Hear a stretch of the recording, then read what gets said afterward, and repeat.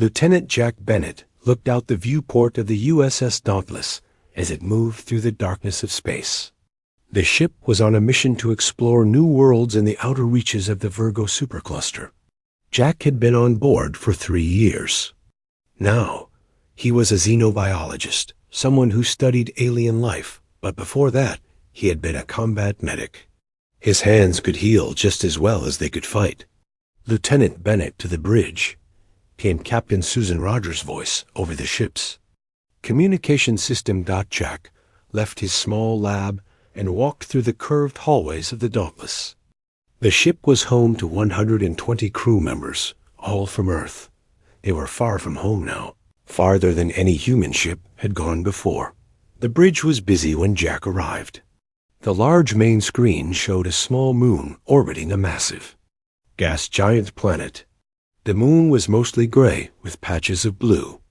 "We picked up a distress signal," Captain Rogers said when she saw Jack. She was a tall woman with short gray hair and eyes that missed nothing. "It's coming from the surface of that moon. We can't identify the ship type, but it's definitely not human. First contact?" Jack asked, his heart beating faster. This was why he had joined the mission, to meet new life forms, to learn from them. "Possibly," the captain nodded. "I want you to lead the away team. Take Ensign Carter and Officer. Danielle's with you." 30 minutes later, Jack was in a shuttle with Mia Carter, a young science officer with a quick mind, and Greg Daniels, a security officer who always kept his hand near his weapon. Their small craft descended toward the source of the signal. "I'm picking up radiation," Mia said, looking at her scanner. "Something's leaking down there." They landed near a ship, unlike any Jack had seen before. It was shaped like a teardrop, with a smooth silver surface that shimmered even in the dim light of the distant sun. A large crack ran along one side, and a faint purple glow leaked from it. "That's the radiation source," Mia confirmed. "It's their engine core, I think." The 3 humans put on their protective suits and stepped out onto the moon's surface. The gravity was light, making each step feel like a small hop. They approached the damaged ship carefully. "There's an opening here," Greg called, pointing to what looked like a doorway in the side of the alien craft. Jack went first, his medical kit ready in his hand. The inside of the ship was lit by the same purple glow they had seen from outside. The air was breathable according to his suit sensors, so he removed his helmet. That's when he saw them. 2 beings stood in what seemed to be the ship's control room. The taller one moved forward when she saw Jack. She was about 7 feet tall, with skin that shimmered like pearls and eyes that were deep violet. She had no hair, but her head was shaped elegantly, with small ridges running from her forehead to the back of her neck. She wore a simple white outfit that seemed to flow around her body. Behind her was a smaller version of herself, clearly a child. The small one was on the floor, breathing with difficulty. "My daughter," the tall being said in a voice that sounded like music. Jack was surprised he could understand her. "Help her, please." Jack moved forward slowly, showing his empty hands. "I'm Jack. I'm a doctor, a healer. May I look at your daughter?" The tall being nodded and moved aside. Jack knelt next to the child. Her violet eyes were dull, and her pearly skin had a grayish tint. His scanner showed high levels of radiation poisoning. "What's your name?" Jack asked the tall being as he opened his medical kit. "I am Niala of the Arcturian Diplomatic Corps," she replied. "My daughter is Lyra. Our ship was damaged when we passed through an unexpected radiation belt. Our shielding failed." Jack nodded as he prepared a general anti-radiation treatment. It was designed for humans, but it might help. "How long has she been like this?" "2 of your Earth days," Niala replied. Jack was again surprised she knew about Earth. "We've been observing your species for some time," Niala explained, seeing his surprise. "We were on our way to make official contact when this happened. Jack injected the medication into Lyra's arm. The child didn't react. "She needs more help than I can give her here," he said. "We need to get her to our ship." Nyala nodded. "I trust you." Jack called the Dauntless, and soon a medical team arrived. They carefully moved Lyra to the human ship, with Nyala following close behind.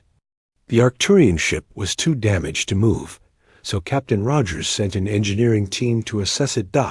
In the medical bay of the Dauntless, Jack worked through the night. He had to modify several treatments to work with Arcturian biology, which was similar to human in some ways, but very different in others. Nyala stayed by her daughter's side, watching Jack's every move with those intense violet eyes. By morning, Lyra's condition had stabilized. Her breathing was stronger, and the gray tint had left her skin. "She will recover," Jack told Nyala, exhaustion in his voice. He had not slept in over 30 hours. Nyala placed her long, elegant hand on Jack's shoulder. The touch sent a warm feeling through his body. "You saved my daughter when I could not," she said.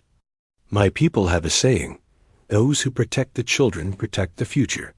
You have protected my future, Jack of Earth." Jack smiled, too tired to fully understand the importance of her words. "It's what I do," he said simply. Captain Rogers came to the medical bay later that day. She had spoken with the engineering team. "The Arcturian ship can be repaired, but it will take time," she told Nyala. "We offer you and your daughter passage on the Dauntless until then." "We accept with gratitude," Nyala replied. "When Lyra is well enough to travel, I would like to guide you to our nearest outpost. There, our peoples can begin formal relations." She looked at Jack. "And I can properly thank the one who saved my daughter." Jack didn't know then what that thank you would mean. He didn't know that saving one child would change the relationship between two species forever. He only knew that he had done his job, and that somewhere in the vastness of space, he had found beings who valued the same things humans did: courage, compassion, and the protection of the young Dot as Lyra slept peacefully and Nyala kept watch. Jack finally allowed himself to rest. Tomorrow would bring new challenges, new discoveries. But for now, in the quiet of the Dauntless Medical Bay, humans and Arcturians had found common ground. 3 days passed before Lyra was strong enough to leave the medical bay. During that time, Jack visited often, checking her recovery and learning more about the Arcturians. Nyla explained that their home world orbited the star humans called Arcturus, over 36 light years from Earth. Their civilization was much older than humanity's, having reached the stars thousands of years earlier. "Why haven't we met before now?" Jack asked as he adjusted Lyra's medication. Nyala's pearly skin shimmered as she moved closer to her daughter's bed. "We observe many developing species. We only make contact when we believe a species is ready. And you think humans are ready?" Jack smiled. "Some of you are," Nyala said, her violet eyes fixed on Jack. The Dauntless changed course to follow Nyala's directions to the nearest Arcturian outpost. Captain Rogers called it a diplomatic opportunity of the highest importance. Jack found himself appointed as the main human liaison because of his connection with Nyla and Lyra. As Lyra grew stronger, she became curious about the humans. She followed Jack around the ship whenever Nyla allowed it, asking endless questions about Earth and its people. "Do all humans have different colored fur on their heads?"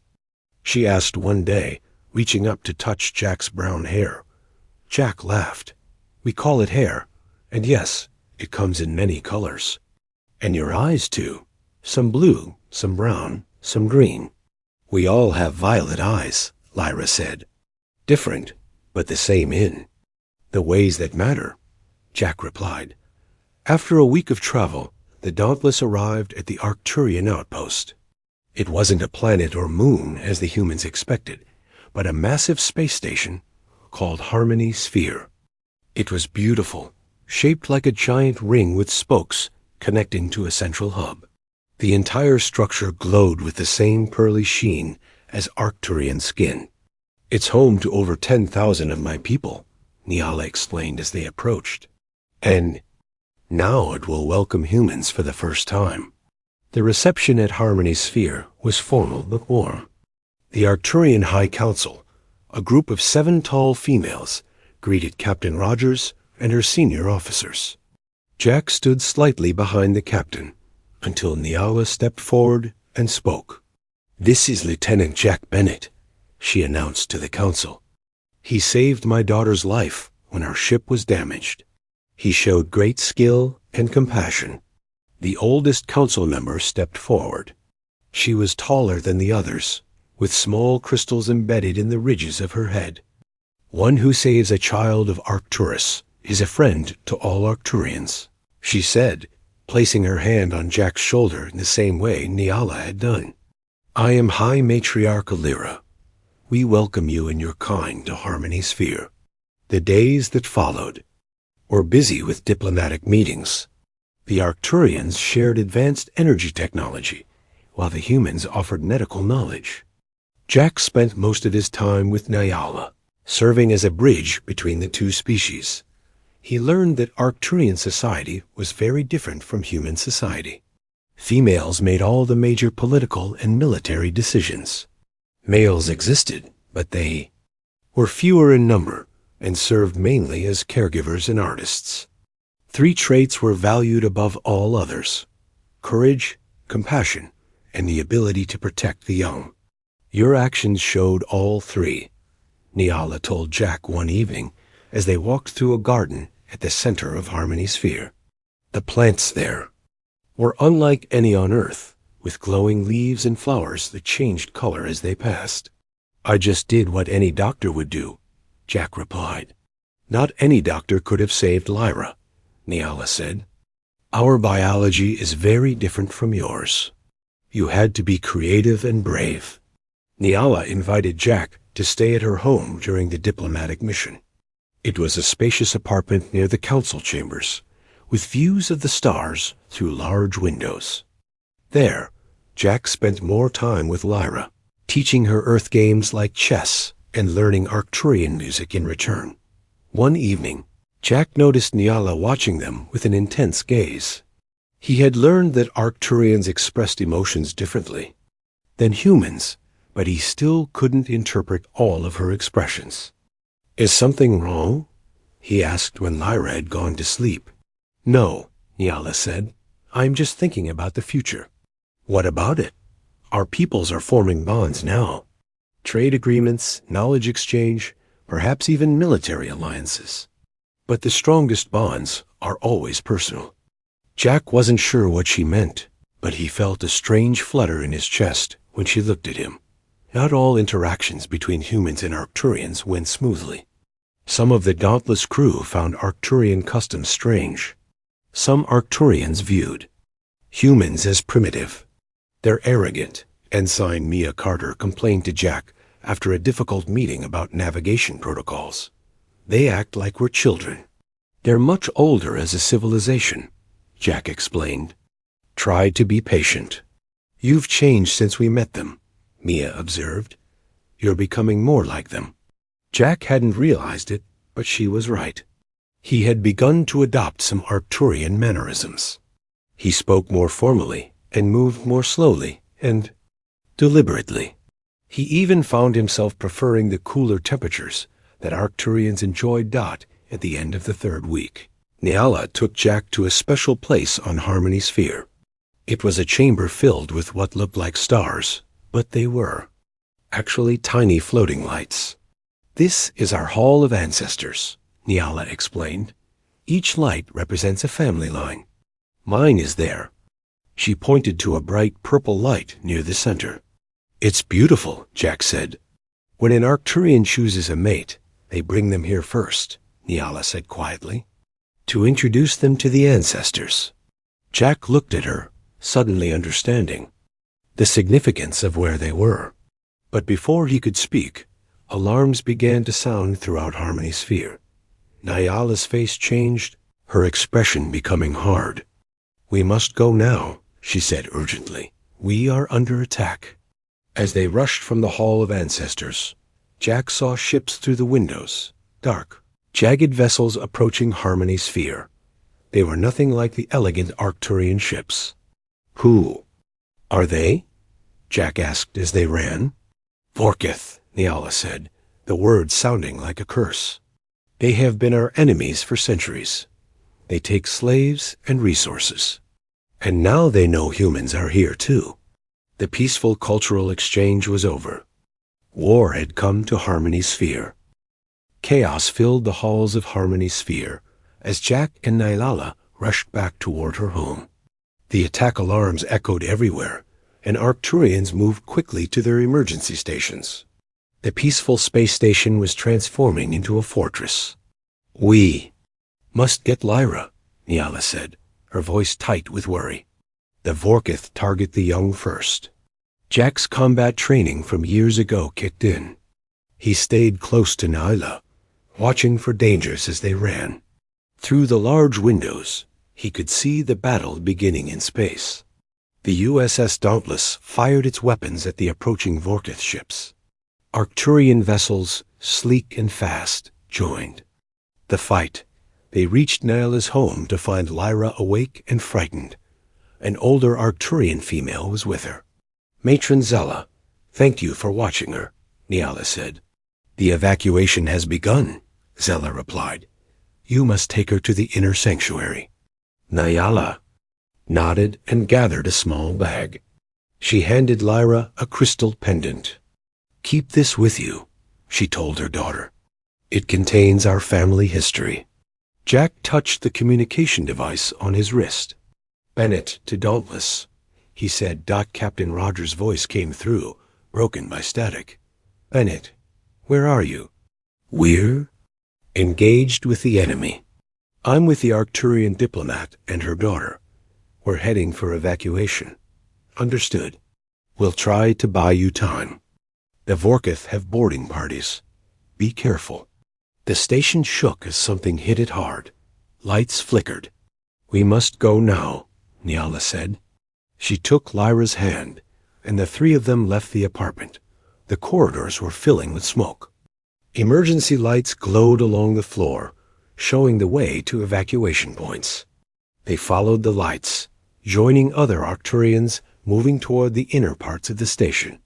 "The inner sanctuary has escape pods," Nyala explained as they ran. "They can reach the nearby moon base."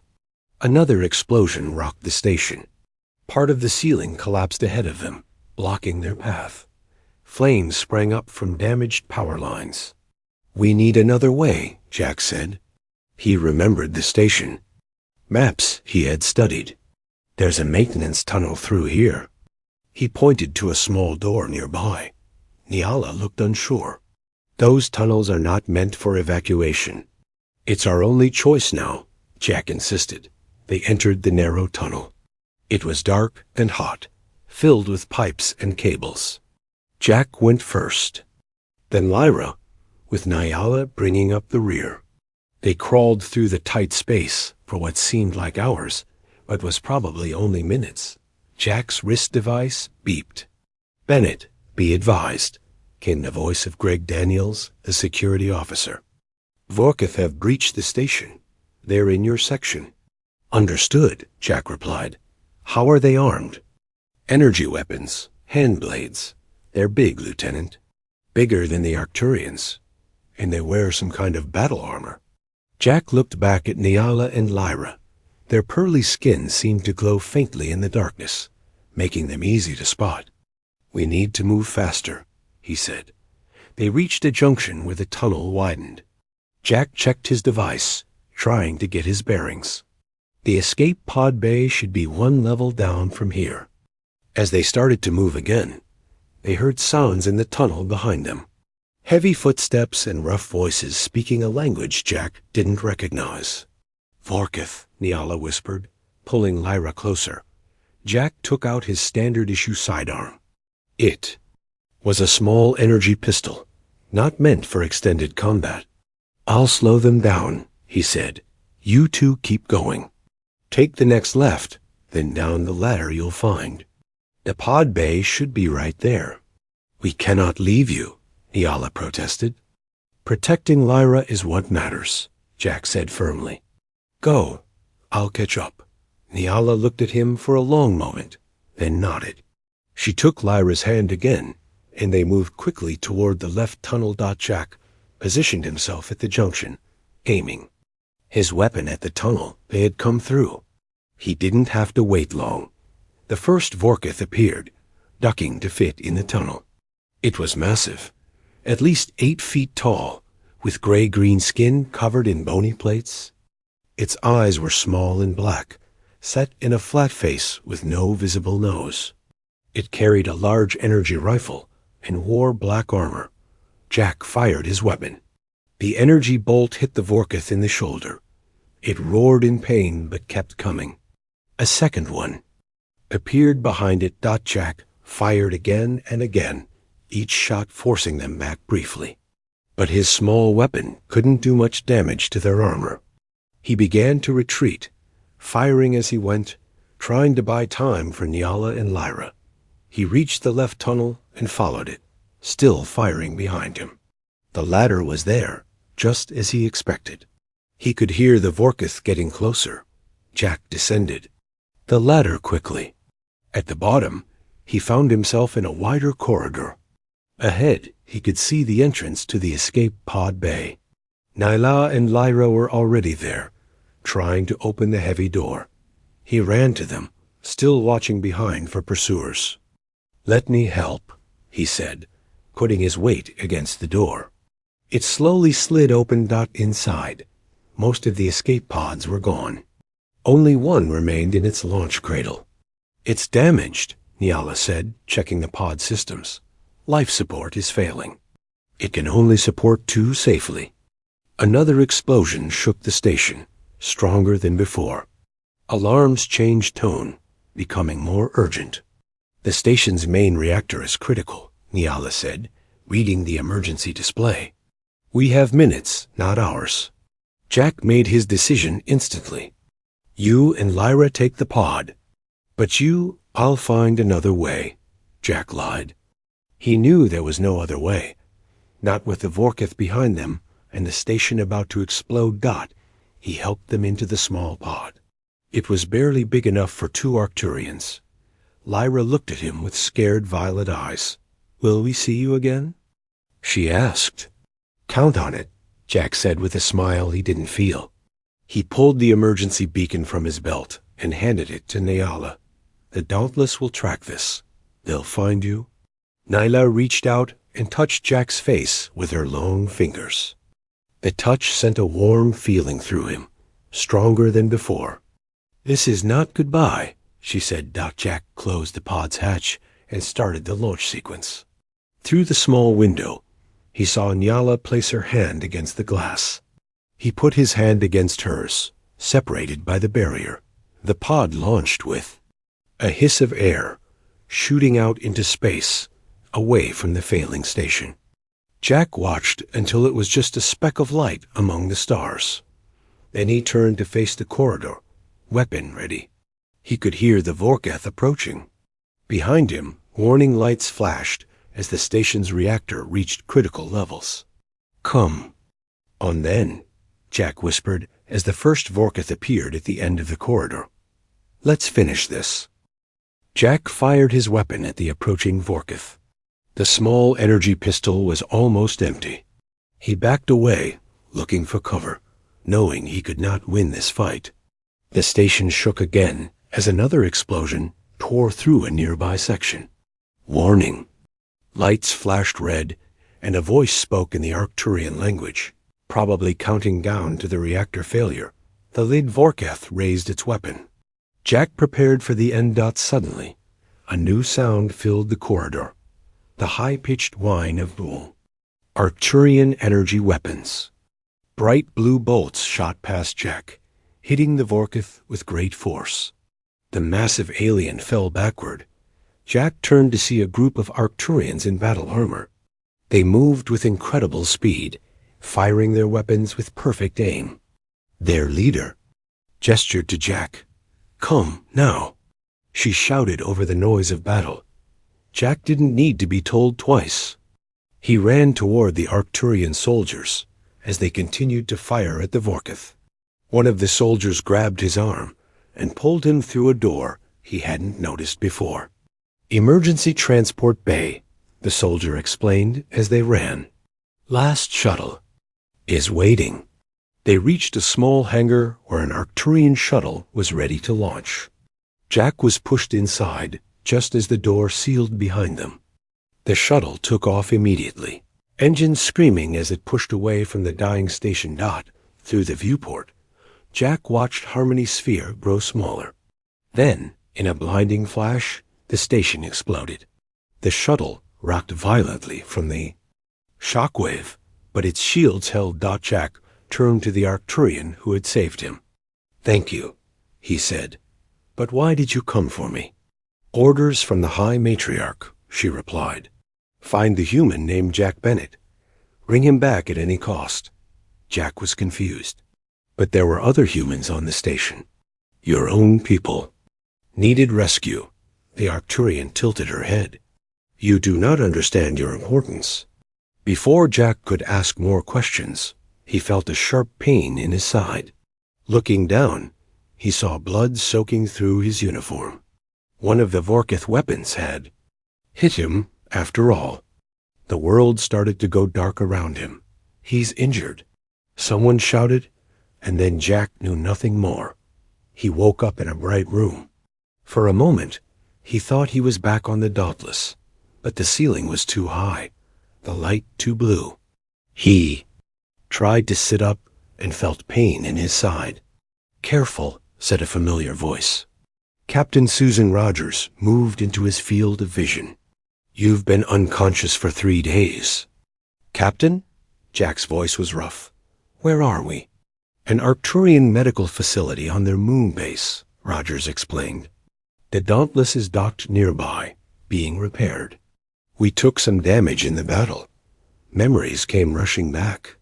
Nyla and Lyra? Did they make it? Rogers smiled. "They're safe. Their escape pod was picked up by one of our shuttles.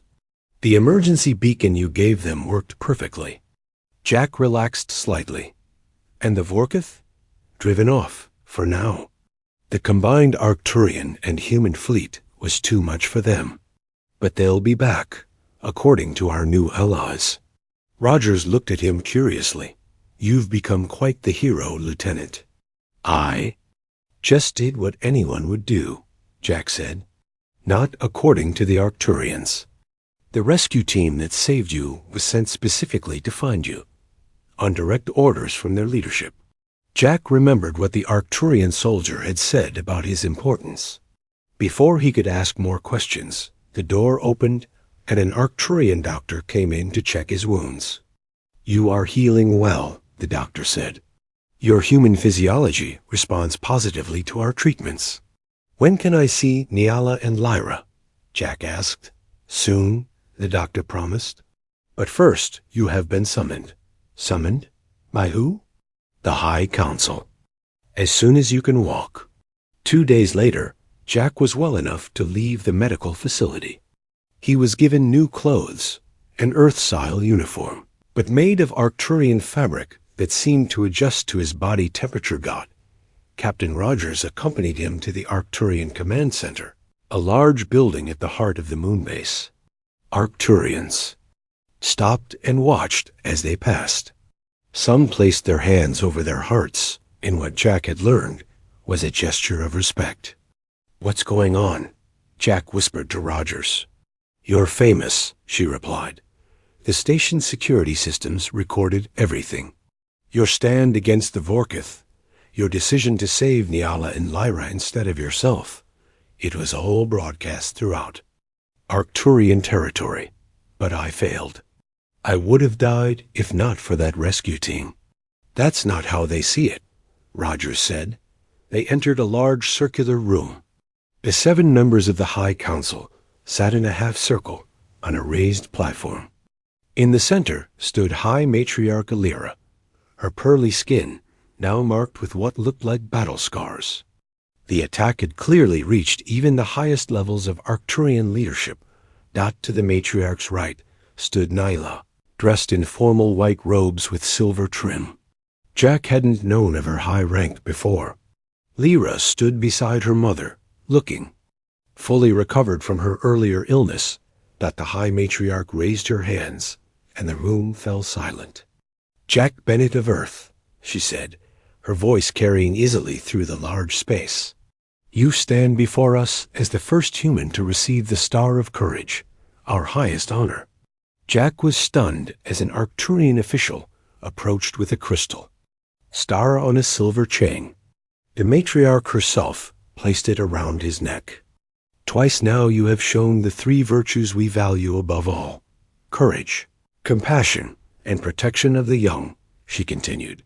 "First in saving the child Lyra from radiation, and then in ensuring her escape from the Vorkith at great risk. To yourself." Jack caught Nyala's eye. She was watching him intently, with an expression he still couldn't read.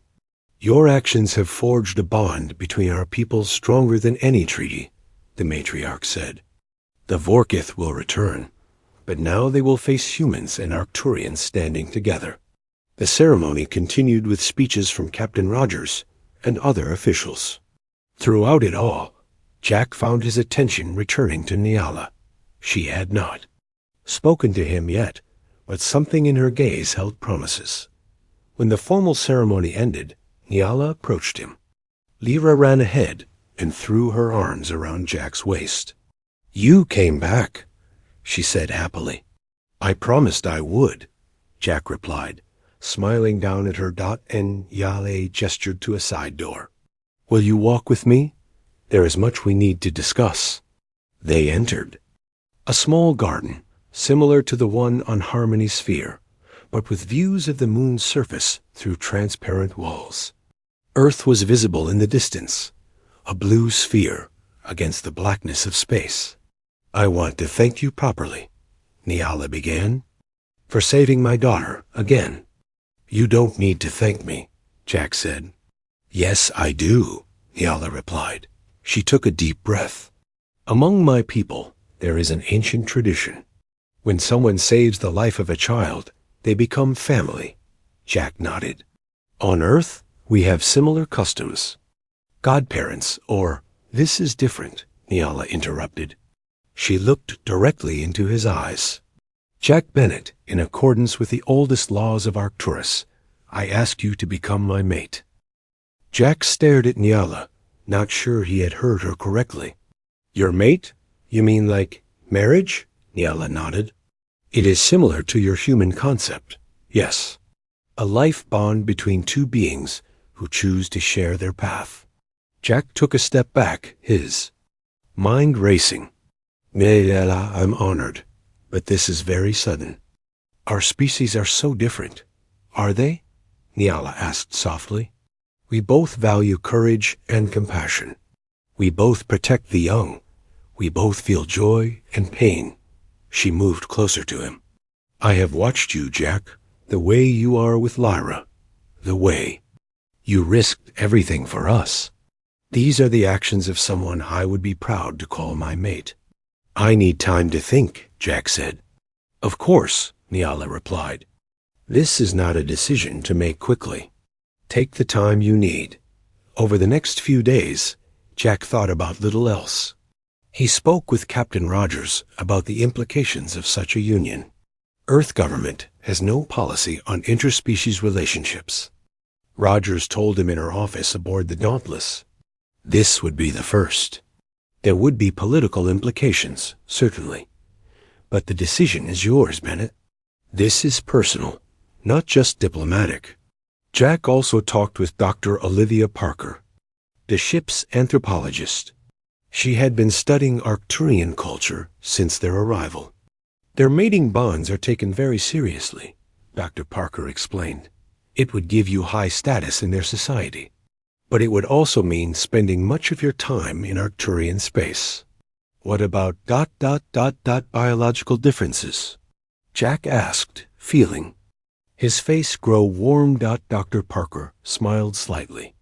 The Arcturians live much longer than humans. Nyla is over 200 Earth years old, though she appears middle-aged by their standards. Their biology is compatible with ours in terms of shared environments, food, and basic physical contact. But no, you could not have children together naturally. Jack nodded, taking in the information. He wandered the moon base, thinking. Everywhere he went, Arcturians greeted him with respect. Some called him Life Giver in their language, a title he learned was rarely given to outsiders. He found Lyra in one of the gardens, playing with a small device that created bubbles of light. She smiled when she saw him. "Will you stay with us, Jack?"